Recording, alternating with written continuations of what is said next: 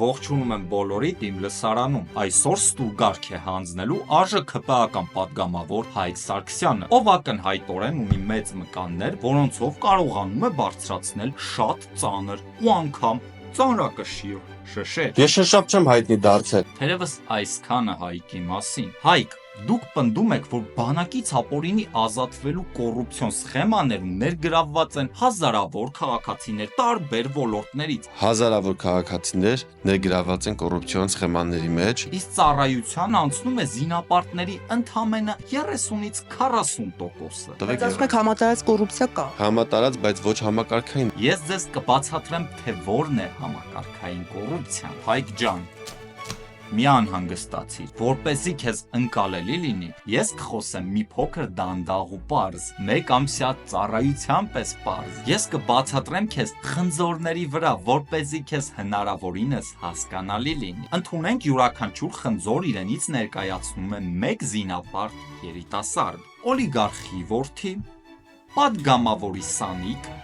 պաշտոնյայի եղբորորդի ու իհարկե հասարակ ընտանիքի զավակ։ Երբ գալիս է հայրենիքին ծառայելու ժամանակն, այս էլիտար խնձորները կախարդական կերպով անհետանում են սեղանից եւ մնում է այս մեկ հասարակ խնձորը։ Բայց անհանգստանալու կարիք չկա, չէ՞ որ ըստ ձեզ կոռուպցիան համակարգային չէ, համատարած է։ Ինչպես օնլայն կազինոները, պարզապես համատարած է։ Արի սահմանենք համակարգային կոռուպցիան։ Դա այն երևույթն է, երբ համակարգն ինքը խթանում ու աջակցում է ապօրինությանն ու անարդարությանը, երբ կանոնները, ինստիտուտները եւ մշակույթը նախագծված են դիտավորյալ թույլ տալու, որ կոռուպցիան տեղի ունենա տարեցտարի կրկին ու կրկին արդեն կազմակերպված սխեմաներով։ Այլ կերպ ասած, հողտ ու քշի։ Նման պարագայում դա համակարգի խնդիրը չէ ամենևին, նրա աշխատավոճն է, ու ինչպիսի հանճարեղ լուծում վաճառել սահմանադրական սկզբունքն ու հայրենիքի հանդեպ գաղափարական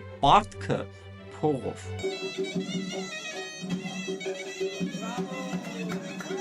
Մինչ արտոնյալ խավը գնալու է մեկ ամիս սանատորիա պարտքը հայրենիքին փակվելու,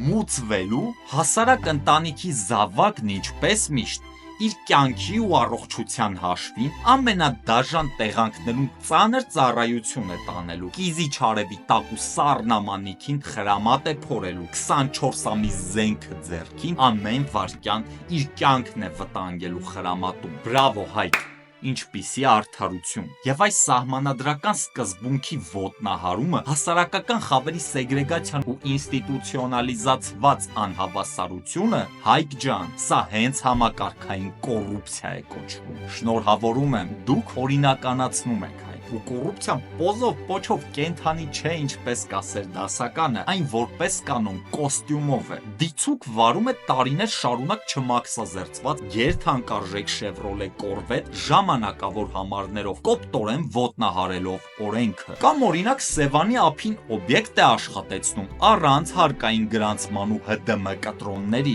կամ էլ ինչու ոչ, շքեղ ռոդսթերով շրջում է քաղաքում, հետո պնդում, որ ռուսաստանցի իր ընկերոջ մեքենան է, իրենը չէ։ Ու քանի դեռ դուք շարունակում եք կոծկել համակարգային կոռուպցիան, համակարգը շարունակելու են նեխել, թողնելով բանակն ու պետությունը տոտալ անօրինականության ու քաոսի մեջ, բայց շարունակեք կրկնել, որ կոռուպցիան համատարած է, ոչ թե համակարգային։ Հակառակ դեպքում ստիպված եք լինելու նորոգել այն։ Բայց էս պետք է, բանը գործ չունեք, կոռուպցիայի դեմ պայքարեք։ Վերցրու Հայկ ջան, սա նվեր է այն համակարգից, որը դուք խոստացաք վերափոխել, բայց հեծնել ու ավելի եք փչացրել։ Ու ՔՊ-ով հանդերձ երբ ցանում եք փտած սերմեր, հետո մի զարմացեք, որ աճում է ворթերով լի նեխած ծառ։ Համակարգային կոռուպցիան պատահական երևույթ չէ, այն ընտրություն է Հայաստանում պետական քաղաքականություն։ Հայկ, հիմա ես ձեզ ինչպես գնահատական փակեմ, դուք ընդհանրապես չեք պատրաստվել,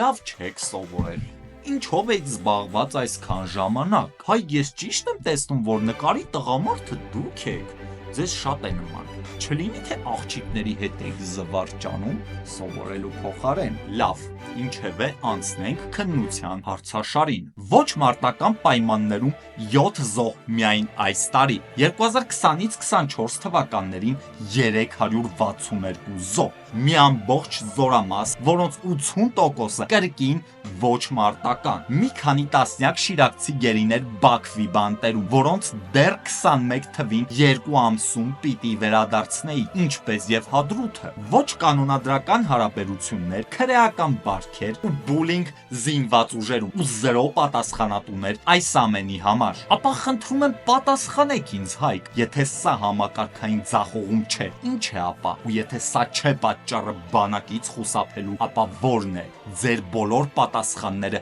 սխալ են ու ոչ կոմպետենտ։ Հայկ, դուք կտրված եք։ Լիկվիդ, ազատեք լսարանը։ Կհանդիպենք 2026 թվականին։ Հայ, վերադարձեք շիշը, ձեր շիշը մոռացաք։